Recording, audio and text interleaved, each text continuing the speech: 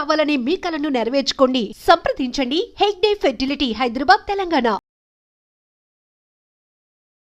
Hello, welcome to I dream. నేను మీ భవ్య. ఇప్పుడు చాలామంది లేడీస్ ఏం చేస్తారంటే పీరియడ్స్ ఆగడానికి పిల్స్ వాడటం, లేదా ప్రెగ్నెన్సీ ఆపడానికి పిల్స్ వాడటం, ఇలా చాలా రకాలుగా వాడతారు. అది గాల్ బ్లాడర్ స్టోన్స్కి దారి తీస్తుంది అని మీకు తెలుసా? మరి అది దారి తీసినప్పుడు ట్రీట్మెంట్స్ ఎలా తీసుకోవాలి, ఈ డీటెయిల్స్ మనతో మాట్లాడడానికి జోయ్ హాస్పిటల్ నుంచి general and laparoscopic surgeon doctor Monika ఉన్నారు. డీటెయిల్స్ అడిగి తెలుసుకుందాం. నమస్తే మ్యామ్, ఎలా ఉన్నారు? నమస్తే భవ్య. మ్యామ్, నిజంగానే మన లేడీస్ గాల్ బ్లాడర్ అనేది చాలా మందికి వస్తుంది, ఎక్కువ ఫీమేల్కి వస్తుంది అంటుంటారు కదా. దానికి నేను అన్నట్టుగా పిల్సే మెయిన్ కారణం అనుకోవచ్చు. మెయిన్ కారణం అని చెప్పలేం, చాలా రీజన్స్ ఉంటాయి. But one of the reasons డెఫినెట్గా ఓసీ పిల్స్ అనేవి చాలా తెలియక చాలా మంది వాడేస్తూ ఉంటారు. అంటే కొన్నిసార్లు ఒకవేళ గైనకాలజిస్ట్ ప్రిస్క్రైబ్ చేస్తే ఏమైనా పీరియడ్స్ ఇర్రెగ్యులర్ అవుతున్నాయి, పీసీఓడి ఉంటే అప్పుడైతే ఓకే. బట్ మిగతా టైమ్స్లో అనవసరంగా ఓసీ పిల్స్ వాడడం వల్ల వన్ ఆఫ్ ద రీజన్స్ అది గాల్ బ్లాడర్లో స్టోన్స్ రావడానికి. సో ఈ విషయం చాలా మందికి తెలియదు. సో సడన్గా పెయిన్ రావడం వాళ్ళు హాస్పిటల్కి వస్తూ ఉంటారు. సో హిస్టరీ మేము కనుక్కున్నప్పుడు అబ్యూజివ్గా వాడటం ఓసీ పిల్స్, పీరియడ్స్ ఆపడానికి, పీరియడ్స్ ముందు ప్రీపోన్ చేయడానికి, ఇట్లా రకరకాలుగా హార్మోనల్ టాబ్లెట్స్ యూస్ చేసిస్తూ ఉంటారు. అండ్ కొంతమంది కూడా ఈవెన్ డాక్టర్స్ ప్రిస్క్రిప్షన్ లేకుండా కూడా వాళ్ళే డైరెక్ట్గా ఫార్మసీకి వెళ్ళిపోయి తీసుకోవడం, సో ఇలాంటివి చేస్తూ ఉంటారు. సో వీటి వల్ల చాలా సైడ్ ఎఫెక్ట్స్ ఉంటాయి. సో హార్మోనల్ ఇంబ్యాలెన్స్ వల్ల గాల్ బ్లాడర్లో స్టోన్స్ వచ్చేస్తూ ఉంటాయి, బ్రెస్ట్లో లమ్స్ వస్తూ ఉంటాయి. సో ఇవన్నీ చాలా సైడ్ ఎఫెక్ట్స్ ఉంటూ ఉంటాయి. ఓకే. సో అంటే ఒక్క పిల్స్ వల్ల ఎన్ని ఇబ్బందులు ఉంటాయి కాబట్టి మనం గాల్ బ్లాడర్ గురించి మాట్లాడుతున్నాం. ఇది ఎక్కువగా వచ్చిన తర్వాత వాటికి ట్రీట్మెంట్స్ ఎలా ఉంటాయి, దాని సిమ్టమ్స్ మేబీ వచ్చింది అని ఎలా తెలుస్తుంది? సో డిఫరెంట్ సిమ్టమ్స్ ఉంటాయి భవ్య అగైన్ గాల్ బ్లాడర్లో స్టోన్స్కి. ఒకటి ఏంటంటే మోస్ట్ కామన్గా కొంచెం ఏదైనా ఫ్యాటీ ఫుడ్ తినగానే కడుపులో నొప్పి రావటం. అంటే లైక్ పొత్తి కడుపు కాదు, కరెక్ట్గా మన రైట్ సైడ్ పక్కటెముకల కింద క్లాసికల్గా పెయిన్, ఇక్కడ పెయిన్ వస్తూ ఉంటుంది. సో లేదంటే వామిటింగ్స్ అయిపోవటం, అజీర్తి అని చెప్తాం కదా చాలా కామన్గా. సో అజీర్తి, కొంచెం తినగానే కడుపు ఫుల్ అయిపోయిన ఫీలింగ్ రావడం. సో ఇవన్నీ గాల్ బ్లాడర్ సిమ్టమ్స్. సో ఇవి స్టార్టింగ్లో జస్ట్ స్టోన్ ఉంటే. కొన్నిసార్లు ఏంటంటే ఆ స్టోన్ వల్ల ఇన్ఫెక్షన్ వస్తూ ఉంటుంది. సో అప్పుడు చాలా సివియర్ పెయిన్, తట్టుకోలేనంత ఫీవర్ రావడం, వామిటింగ్స్, ఇవన్నీ లేదు, దాన్ని కోలిసిస్టైటిస్ అంటాము. సో అపెండిక్స్ అనేది డిఫరెంట్. సో ఇది గాల్ బ్లాడర్ స్టోన్స్ ని కోలిలిథియాసిస్ అంటాం మామూలుగా మెడికల్ టర్మ్ లో. సో ఎప్పుడైతే ఇన్ఫెక్షన్ వస్తుందో దాన్ని కోలిసిస్టైటిస్ అంటాం. సో అలాంటప్పుడు ఏంటంటే పేషెంట్ సివియర్ పెయిన్, సేమ్ నేను చెప్పిన ప్లేస్ లోనే మధ్యలో కానీ లేదంటే రైట్ సైడ్, ముఖ్యంగా రైట్ సైడ్ వెనక్కి వెళ్తూ పెయిన్ రావడం, సో వామిటింగ్స్, ఇవన్నీ వస్తూ ఉంటారు. కొన్నిసార్లు ఏంటంటే ఈవెన్ చిన్న చిన్న స్టోన్స్ ఉంటే అవి కిందకి జారుతాయి. జారిపోయినప్పుడు మనకి క్లోమ గ్రంథి అని ప్యాన్క్రియాస్ అని ఇంకొక గ్లాండ్ ఉంటుంది. సో దానికి కూడా ఇన్ఫెక్షన్ వస్తుంది, దాన్ని ప్యాన్క్రియాటైటిస్ అంటారు.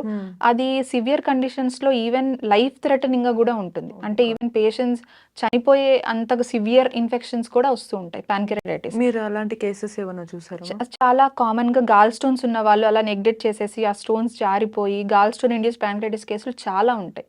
సో మగవాళ్ళలో యూజువల్ గా ఆల్కహాల్ ఇండ్యూస్డ్ ఉంటుంది, బట్ ఆడవాళ్ళలో mostly gallstone induced pancreatitis అనేది చాలా కామన్ గా చూసే కండిషన్. ఓకే. ఇప్పుడు ఒకవేళ ఆ సిమ్టమ్స్ అన్ని వాళ్ళు అబ్జర్వ్ చేస్తే ఫస్ట్ వాళ్ళు చేయాల్సిన పని ఏంటి, అండ్ ట్రీట్మెంట్ కి ఫస్ట్ వాళ్ళు చెకింగ్ ఏం చేసుకోవాలంటే? సో ఫస్ట్ ఏంటంటే ఇలాంటి సిమ్టమ్స్ ఉన్నప్పుడు ఫస్ట్ డాక్టర్ని కన్సల్ట్ చేసి మేము ఫస్ట్ అల్ట్రాసౌండ్ అబ్డామిన్ స్కాన్ ఒకటి చేస్తాం. సో దాంట్లో ఏంటంటే గాల్ బ్లాడర్ స్టోన్ ఎన్ని స్టోన్స్ ఉన్నాయి, ఎంత సైజ్ ఉన్నాయి, సో ఇన్ఫెక్షన్ ఏమన్నా ఉందా, ఇవన్నీ చెక్ చేస్తూ ఉంటాం. అది ప్యాంక్రియాస్ కి మీరు అన్నట్టు వెళ్ళిందో లేదో తెలుసుకోవడానికి ఇవే బ్లడ్ టెస్ట్లు కొన్ని ఉంటాయి. సో దాంతో పాటు ఈవెన్ అల్ట్రాసౌండ్ లో కూడా మనకు ఒక ఐడియా వస్తుంది. కావాలంటే ఫర్దర్ గా ఇంకా కావాలంటే ఎంఆర్సిపి లాంటివి కూడా చేస్తూ ఉంటాం. సో ఫస్ట్ ఏంటంటే ఫస్ట్ ఇన్వెస్టిగేషన్స్ పేషెంట్ రాగానే మనం చేసే బేసిక్ ఇన్వెస్టిగేషన్ అంటే ultrasound abdomen. So ultrasound abdomen లో చూస్తే మనకి ఖచ్చితంగా ఈ పిత్తాశయం అంటే గాల్ బ్లాడర్ లో స్టోన్స్ ఎన్ని ఉన్నాయి, మొత్తం సైజ్, ఇవన్నీ మనకి ఒక పిక్చర్ తెలుస్తుంది.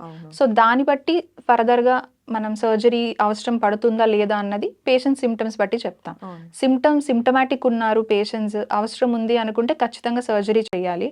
లేదు సిమ్టమ్స్ లేవు, జస్ట్ ఇన్సిడెంటల్ ఫైండింగ్ అంటే వేరే ఏదో ఇబ్బందితో వెళ్ళినప్పుడు స్టోన్స్ ఉన్నాయని మనకు తెలిస్తే, స్టోన్ సైజ్ చాలా చిన్నగా ఉంది, ఓన్లీ లెస్ దెన్ 5 mm అట్లా సింగిల్ స్టోన్స్ అట్లా ఉన్నాయంటే యూజువల్ గా వెయిట్ అండ్ వాచ్ చేస్తాము. లేదంటే సిమ్టమ్స్ ఉన్నాయంటే డెఫినెట్ గా మేము సర్జరీకి వెళ్తాం. ఓకే. బట్ మ్యామ్ ఈ మధ్య అందరికి ఏంటంటే ఏ చిన్న సిమ్టమ్ వచ్చినా ఇష్యూ వచ్చినా గూగుల్లో సెర్చ్ చేసేసి వాళ్ళ ఓన్ మెడికేషన్ తీసుకోవడం అలవాటు అవుతుంది. బట్ మీ దగ్గరికి ఇటువంటి ఇష్యూతో వచ్చిన పేషెంట్స్ వాళ్ళు డైరెక్ట్గా వాళ్ళే అడుగుతారు, మేడం నాకు ఇది చేసేయండి అని. అలా మీకు ఎటువంటి కేసెస్ చూస్తారు మీరు? సో ఫస్ట్ యాజ్ యూజువల్గా ఎవరికైనా సర్జరీ అంటే భయం. సో అవును. సర్జరీ చేయకుండా ఏదైనా చేయండి అని చెప్తూ ఉంటారు. సో చాలా కామన్గా గాల్ బ్లాడర్లో ముఖ్యంగా అడిగేది ఏంటంటే అదే, ఏమైనా టాబ్లెట్స్ ఉన్నాయా స్టోన్స్ కరగడానికి అని చెప్తూ ఉంటారు. బట్ థియరటికల్గా ఏంటంటే స్టోన్ కరిగించడానికైతే టాబ్లెట్స్ అంటే సైజ్ ఏమన్నా ఇంకా ఎక్కువ అవ్వకుండా ఉండడానికి, లేదంటే స్టోన్ సైజ్ కొంచెం తగ్గించడానికి మెడికేషన్స్ ఉన్నాయని, కంప్లీట్గా గాల్ స్టోన్స్ తీసేయడానికి అయితే ఎలాంటి టాబ్లెట్స్ లేవు. సో ఇది చాలా రెగ్యులర్గా మాకు ఓపీలో ఎదురయ్యే క్వశ్చన్, స్టోన్స్ ఏమన్నా టాబ్లెట్స్ ఇవ్వండి అన్నిటికీ కరగడానికి ఉంటుంది కదా, బట్ కొన్ని మనం విత్ టాబ్లెట్స్ చేయలేము. సో ఇది కూడా అలాంటిదే. సో స్టోన్స్ కరిగించడం సైజ్ కొంచెం తగ్గించడం అవుతుంది కానీ కంప్లీట్గా తీసేయడం అనేది పాసిబుల్ కాదు. ఓకే, అంటే ఈ మొత్తం గాల్ బ్లాడర్ కూడా మొత్తం అంతా యా గాల్ బ్లాడర్ మొత్తం ఇదే మళ్ళీ ఇంకొక very common question, only stones తీసేయచ్చు కదా అంటే వాళ్ళు ఎలా కంపేర్ చేస్తారంటే ఇప్పుడు కిడ్నీలో స్టోన్ వస్తే ఓన్లీ స్టోన్ తీస్తారు కదా, మరి ఎందుకు గాల్ బ్లాడర్ మొత్తం తీసేస్తున్నారు అని చెప్పి అడుగుతుండే.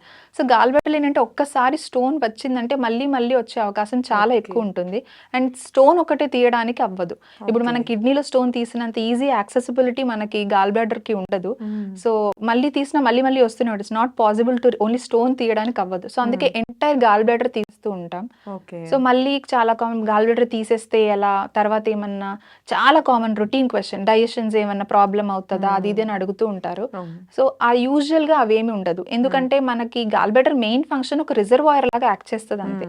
సో ఈ లివర్ నుంచి వచ్చే బైల్ చేదు అంటాము, ఈ కాలేయం నుంచి వచ్చే చేదుని స్టోర్ చేస్తుంది ఇది, తర్వాత పేగులోకి రిలీజ్ చేస్తుంది, మన డైజెషన్ కోసం అవసరం పడుతుంది. సో తీసినంత మాత్రాన యూజువల్ గా అంత significant life style effect, life habits అన్ని ఎఫెక్ట్ చేసేంత అయితే ఏమి ఉండదు. జస్ట్ ఏమైనా మైల్డ్ కొంచెం డిస్టర్బెన్సెస్ అవి ఉంటాయి, బట్ అవి ఒక 1 week 2 weeks లో సెటిల్ అయిపోతుంది. సో అంత సిగ్నిఫికెంట్ గా అయితే వాళ్ళకి యూజువల్ గా ఏమి ఉండదు. ఓకే, సో గాల్ బ్లాడర్ ఈ ఇష్యూస్ అనేవి ఎక్కువ ఏజ్ గ్రూప్ వాళ్ళకి వస్తుంటాయి. మీ దగ్గరికి వచ్చే కేసెస్ కూడా ఎక్కువ ఏజ్ వాళ్ళు వస్తారు.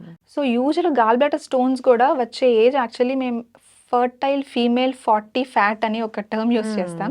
అంటే యూజువల్గా అంటే ఆడవాళ్ళు ఎవరైతే 40 years ఆ ఏజ్, లైక్ 30 to 45 ఆ ఏజ్ గ్రూప్లో ఎవరైతే ఒబీస్ ఉంటారో వాళ్ళకి చాలా వచ్చే ఛాన్సెస్ ఎక్కువ ఉంటాయి. సో వెయిట్ లాస్ అనేది ఇది కూడా ఒకటి, ఎందుకంటే వెయిట్ గెయిన్ అయ్యి ఒబీస్ ఉన్న వాళ్ళకి గాల్ స్టోన్స్ వచ్చే చాలా ఇన్సిడెన్స్ చాలా ఎక్కువ ఉంటుంది. మనం ఫస్ట్ అనుకున్నట్టు ఈ పిల్స్ వాడటము మెయిన్ గా ఫీమేల్ కి హార్మోన్ చేంజెస్ వల్ల యూజువల్ గానే ఫీమేల్స్ కి గాల్ స్టోన్స్ వచ్చే పాసిబిలిటీ ఛాన్సెస్ ఎక్కువ ఉంటాయి, ఎందుకంటే మన హార్మోన్స్ వల్ల. సో మళ్ళీ అందులో పిల్స్ వాడడం, ఈవెన్ ప్రెగ్నెన్సీ కూడా ఒక ఇన్సిడెంట్, అది ప్రెగ్నెన్సీలో కూడా గాల్ స్టోన్స్ వచ్చే ఛాన్సెస్ ఎక్కువ ఉంటాయి. సో చాలా మందిని చూస్తూ ఉంటాం ప్రెగ్నెన్సీకి.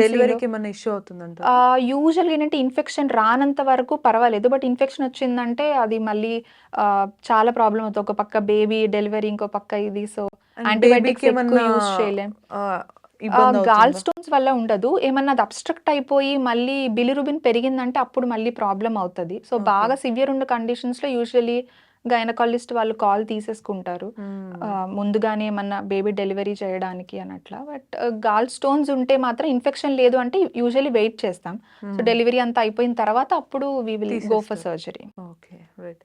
సో ఫైనల్గా మీరు గాల్ బ్లాడర్ స్టోన్స్కి అటు ఫీమేల్ పిల్స్ వాడే వాళ్ళకి మిగతా వాళ్ళందరికీ మీరు చెప్పేది ఏంటి? ఒకటి ఏంటంటే first stress, life style habits కూడా చాలా ఇంపార్టెంట్. ఎక్కువ ఫ్యాటీ ఫుడ్ తీసుకోవడం, టైంకి తినకపోవడం, వెయిట్ గెయిన్ ఎక్కువ అయిపోవడం, సో ఇవన్నీ కాజిటివ్ ఫ్యాక్టర్స్ గాల్ స్టోన్స్కి. సో ఇవన్నీ తీస్తే అట్లీస్ట్ మనకు వచ్చే ఇన్సిడెన్స్ తగ్గుతుంది.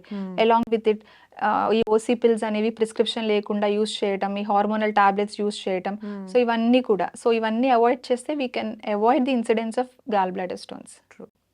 సో మేడం చెప్పారు కదా, సో ఆ టిప్స్నే మీరు ఫాలో అవ్వండి. ఇలాంటి మరిన్ని ఇన్ఫర్మేటివ్ వీడియోస్ కోసం కీప్ వాచింగ్ ఐడ్రీమ్.